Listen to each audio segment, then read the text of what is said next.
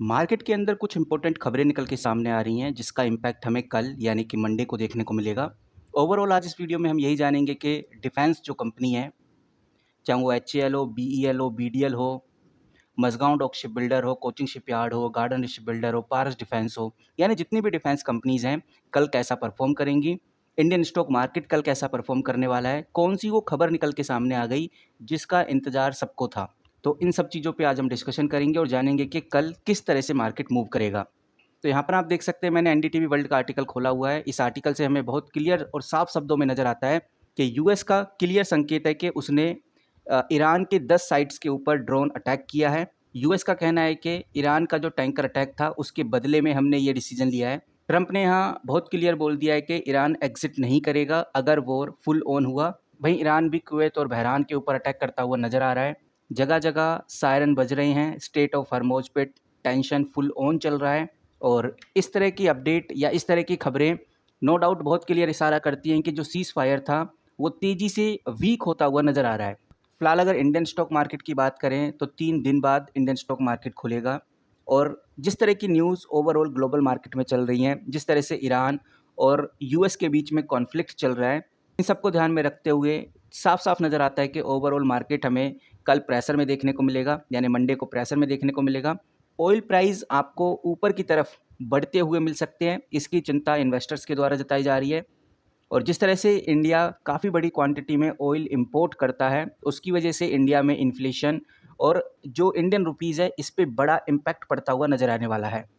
लेकिन एक बात मैं आपको क्लियर करना चाहूँगा, ये बात आपको थोड़ा ध्यान रखकर चलनी है, क्योंकि जैसा हम देख पा रहे हैं कि हर सैटरडे यूएस की तरफ से कोई ना कोई ब्रेकिंग न्यूज़, बड़ी अपडेट देखने को मिलती है। जैसे ट्रंप ने अभी ईरान वॉन्ट एग्जिट वाला जो ड्रामेटिक वार्निंग हमें देखने को मिली, और ईरान का भी हेल एक्सपीरियंस वाला रिप्लाई हमें देखने को मिला।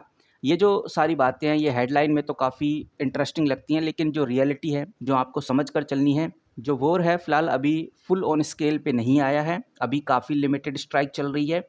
और सबसे बड़ी रियलिटी ये है कि जो शिपिंग है वो अभी भी कंटिन्यू है, और हरमोज़ में अगर शिपिंग कंटिन्यू है तो कोई प्रॉब्लम नहीं है। लेकिन ये बात ज़रूर है कि इन दोनों कंट्रीज़ के बीच में जिस तरह का कॉन्फ्लिक्ट चल रहा है, इसके चलते हुए मार्केट में अनसर्टेनिटी बढ़ सकती है। और लॉन्ग टर्म के लिए जो पीस डील साइन होने वाली थी, ये भी डिले हो सकती है इस तरह के कॉन्फ्लिक्ट के चलते हुए।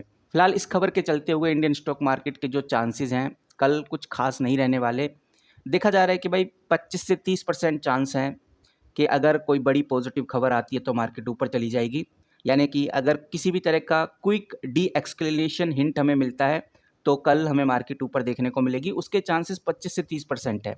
बाकी 70 से लेकर 75% जो चांसेस हैं वो यही है कि कल इंडियन स्टॉक मार्केट हमें नीचे की तरफ गिरता हुआ नजर आने वाला है। शॉर्ट टर्म में जो क्रूड ऑयल है वो भी आपको स्पाइक होता हुआ नजर आएगा, यानी तेजी से बढ़ता हुआ नजर आएगा। फिलहाल अभी मार्केट में बाय ऑन रूमर नहीं है। ऐसा नहीं है कि अफवाहों के चलते हुए आप मार्केट के अंदर एंट्री ले लें, बल्कि ये तो सेल ऑन न्यूज़ है, यानी न्यूज़ के चलते हुए आपको सेलिंग प्रेशर देखने को मिलेगा कल मार्केट में। और यहाँ पर हमें बहुत क्लियर देखने को मिल रहा है कि इंडियन स्टॉक मार्केट फिलहाल ऑलरेडी काफ़ी ज़्यादा सेंसिटिव है। तो अब बढ़ते हैं अगली मेजर खबर की तरफ। यहाँ पर आप देख सकते हैं, आपको नजर आएगा कि मैंने एक ऑफिशियल वेबसाइट newsonair.government.in खोला हुआ है। यहाँ पर आपको राजनाथ सिंह के द्वारा दिया गया स्टेटमेंट देखने को मिलता है, जहाँ राजनाथ सिंह कहते हुए नजर आ रहे हैं कि आत्मनिर्भर भारत के अंदर हमने बहुत ही प्रोग्रेस किया है। राजनाथ सिंह का कहना है कि जो लोकल प्रोडक्शन है वो तेज़ी से बढ़ा है, जो एक्सपोर्ट है वो भी तेज़ी से बढ़ा है। ये डिफेंस सेक्टर की बात हो रही है। और ओवरऑल कह सकते हैं कि राजनाथ सिंह ने एक मोटिवेशनल स्पीच के साथ आईएफएस ऑफिसर्स को सम्मानित करते हुए बड़ी बातें कही हैं। यहाँ पर राजनाथ सिंह का कहना है कि जिस तरह से हमारा डिफेंस ग्रो कर रहा है, जिस तरह से डिफेंस कंपनीज ग्रो कर रही हैं, इसमें सबसे बड़ा हाथ डिप्लोमेट्स का ही है। कल ये कोई रियल ब्रेकिंग न्यूज़ नहीं है, लेकिन एक पॉजिटिव सेंटीमेंट वाली बात ज़रूर है, जिसकी वजह से जो डिफेंस सेक्टर है उसमें पॉजिटिव माहौल आपको देखने को मिल सकता है। और इस टाइप की न्यूज़ के बाद ही डिफेंस सेक्टर में हमें एक अच्छी खासी तेज़ी भी देखने को मिली है, जिसके अंदर कुछ बेहतरीन कंपनीज़ मैं आपके सामने रखना चाहूँगा। ओवरऑल वैसे डिफेंस सेक्टर है 12% तक जंप हुआ है, लेकिन जो एचएएल है, एचएएल भी पूरे एक महीने में लगभग 1.40% तक बढ़ता हुआ नजर आया। बीईएल के अंदर कोई खास ग्रोथ देखने को नहीं मिली, 0.55% का ही हमें डाउनफॉल देखने को मिला। लेकिन ये जो कंपनी है मझगांव डॉक शिप बिल्डर, इसमें मंडे को आपको तेज़ी देखने को मिलेगी। फिलहाल एक महीने से 0.28% का ही growth Mazagon dock ship builder में हुआ है। लेकिन कुछ बेहतरीन कंपनीज़ जो तेज़ी से बढ़ी हैं, जो छोटी कंपनीज़ थीं, जैसे पारस डिफेंस हो गया। मैं आपको पारस डिफेंस का डेटा दिखाता हूँ। पारस डिफेंस लगभग 50% तक बढ़ता हुआ नज़र आया पूरे 1 महीने के अंदर। वहीं भारत डायनेमिक की बात करें, लगभग 12 से 13% हमें बढ़ता हुआ नज़र आया और बोला ऐसा जा रहा है कि अब मंडे से भारत डायनेमिक का ही बोलबाला रहने वाला है। यानी भारत डायनेमिक में आपको ज़बरदस्त तेज़ी देखने को मिलेगी।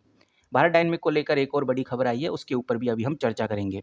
वहीं अगर बात करें MTAR टेक्नोलॉजी की, तो लगभग 234% सिर्फ 6 मंथ में ये कंपनी हमें बढ़ती हुई नजर आई, जिसकी वजह से साफ नजर आता है जो प्राइवेट प्लेयर हैं, जो छोटे प्लेयर हैं, उनमें बड़ी तेजी हो रही है। वहीं अगर आप अपोलो माइक्रो सिस्टम को देखेंगे, 6 महीने में 46% की तेजी आपको देखने को मिलेगी। तो कह सकते हैं कि ओवरऑल जो डिफेंस इंडेक्स है उसको बूस्ट मिला है, बट फिलहाल अभी जो डिफेंस इंडेक्स है उसमें प्रॉफिट बुकिंग बड़े लेवल पे चल रही है और मार्केट का माहौल जिस तरह से हमें देखने को मिल रहा है, तो हो सकता है कि डिफेंस सेक्टर में प्रॉफिट बुकिंग अभी कंटिन्यू रहे, क्योंकि जो मार्केट है वो ओवरऑल ग्लोबल सेंटीमेंट्स की वजह से कुछ खास परफॉर्मेंस हमें कल करता हुआ नजर नहीं आएगा। वहीं जैसा अभी हमने देखा कि ये तो बात सही है कि प्रोडक्शन नंबर्स रिकॉर्ड काफ़ी हाई हुए हैं, 1.78 लाख करोड़ तक चले गए हैं, लेकिन देखने वाली चीज़ ये है कि ये जो खबर है ये मार्केट में ऑलरेडी प्राइस इन हो चुकी है और वो भी बहुत हद तक। नो डाउट जो एक्सपोर्ट है या जो प्राइवेट सेक्टर है वो तेज़ी से बढ़ रहे हैं, ये खबर अच्छी है, लेकिन छोटे टाइम फ्रेम में इतना बड़ा सडन मूव हमें देखने को नहीं मिलेगा।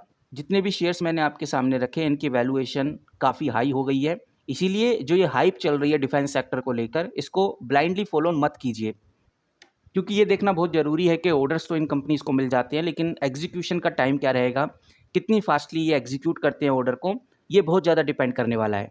अब सवाल ये आता है कि ओवरऑल इन्वेस्टर्स को क्या करना चाहिए। सबसे पहली बात, डिफेंस सेक्टर को लेकर लॉन्ग टर्म बुलिश रहो, कोई प्रॉब्लम नहीं है, क्योंकि जिस तरह से एक्सपोर्ट का ट्रेंड धीरे धीरे बढ़ रहा है, तो फ़ायदा होगा HAL, BEL, Mazagon dock ship builder जैसे स्टेब्लिश कंपनीज़ को, और आप यहाँ पर सिलेक्टिव बाइंग कर सकते हैं। और एक बात ध्यान रखो कि अपने पोर्टफोलियो में 10 से 15% से ज़्यादा एक्सपोजर मत बढ़ाओ। वहीं एक खबर का आप इंतज़ार बना के रखो कि कोई बिग एक्सपोर्ट ऑर्डर आता है, प्राइवेट सेक्टर के किसी भी स्टॉक को कोई बड़ा प्रोजेक्ट हाथ में मिलता है, कोई बड़ी अनाउंसमेंट मिलती है, तो बड़ी हलचल इन डिफेंस कंपनीज़ में होने वाली है। इतना ही नहीं, एक और बड़ी खबर मैं आपके सामने रख देता हूँ। यहाँ पर आप देखिए, यहाँ पर आपको बहुत क्लियर देखने को मिलेगा कि 28 जून 2028 को UAE ने इंडिया के जो ब्रह्मोस सुपरसोनिक मिसाइल है उसको खरीदने का एक इंटरेस्ट दिखाया है। वहीं अक्सतीर एयर डिफेंस को भी खरीदने का यहाँ इंटरेस्ट UAE द्वारा दिखाया जा रहा है।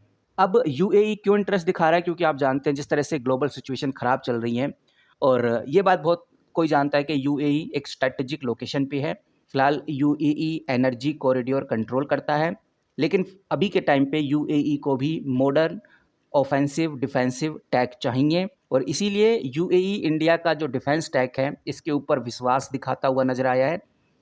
और अगर ऐसा हुआ तो जैसे मैंने आपको बताया, इंडिया का जो एक्सपोर्ट सिस्टम है तेज़ी से बूस्ट होने वाला है, और इंडिया का अगर एक्सपोर्ट सिस्टम बूस्ट होता है और UAE द्वारा एक बड़ा ऑर्डर आगे चल के हमें देखने को मिलता है, तो सबसे जो बड़ा बेनिफिट होगा वो BDL को होगा। जैसा मैंने आपको बताया कि BDL एक ऐसी कंपनी है जो आपको अब कंटिन्यू बढ़ती हुई नजर आएगी। BDL कंपनी हो गई। दूसरा, आप BEL यानी कि भारत इलेक्ट्रॉनिक लिमिटेड के ऊपर भी नज़र बना के रखिए।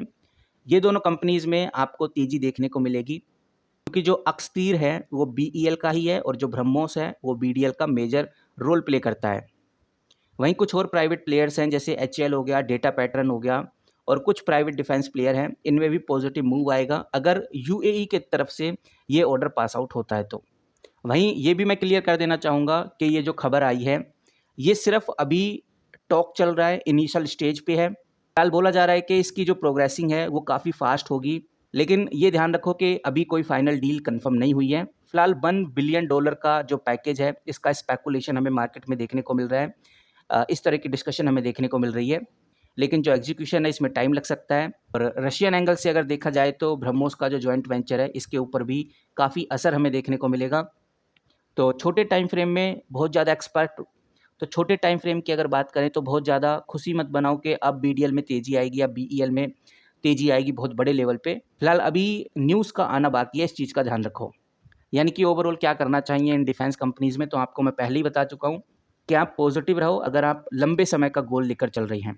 डिफेंस एक्सपोर्ट के लिए जो टारगेट है वो 50,000 करोड़ के आसपास है, इसीलिए BEL और BDL जैसी कंपनीज़ के ऊपर नज़र बना के रखो, और जैसे जैसे डिप होती हैं तो यहाँ पर एक्यूमुलेशन आपको कर सकते हैं। लेकिन आपको यहाँ पर डाइवर्सिफ़ाई करना होगा। अपना फुल पोर्टफोलियो मत लगाओ, अपना फुल पोर्टफोलियो एक सेक्टर में मत लगाओ, ये इस बात का आपको ध्यान रखना है। यहाँ पर न्यूज़ को पहले समझना बहुत ज़रूरी है, क्योंकि न्यूज़ को समझने से आपको अर्लियर मूवर एडवांटेज मिलता है। गलत टाइम एंट्री से लॉस और सही समझ से आपको सॉलिड गेन मिलने के बहुत चांसेस रहते हैं। बाकी देखते हैं कि भाई एक्चुअल डील कब लगती है सऊदी कतर से, किस तरह से इंटरेस्ट बढ़ता है ब्रह्मोस या आकाश जैसी मिसाइलों की तरफ। फिलहाल ओवरऑल अगर बात करें तो मंडे का जैसे मैंने आपको बताया कोई खास परफॉर्मेंस हमें मार्केट में देखने को नहीं मिलेगा, जिसके चलते हुए जो डिफेंस सेक्टर में प्रॉफिट बुकिंग चल रही है वो कंटिन्यू हमें देखने को मिले। दूसरा, आप बीडीएल और बीईएल के ऊपर नज़र बना के रखिए, क्योंकि इन कंपनीज़ में बड़े ऑर्डर मिलने की संभावनाएं हैं। कुछ छोटे प्लेयर्स जैसे पारस डिफेंस, एमटीआर टेक्नोलॉजी या फिर अपोलो माइक्रो सिस्टम जैसी कंपनीज़ के ऊपर भी नज़र बना के रखिए। फिलहाल इस वीडियो में इतना ही, मिलते हैं किसी नई वीडियो के साथ, तब तक के लिए take care and good bye.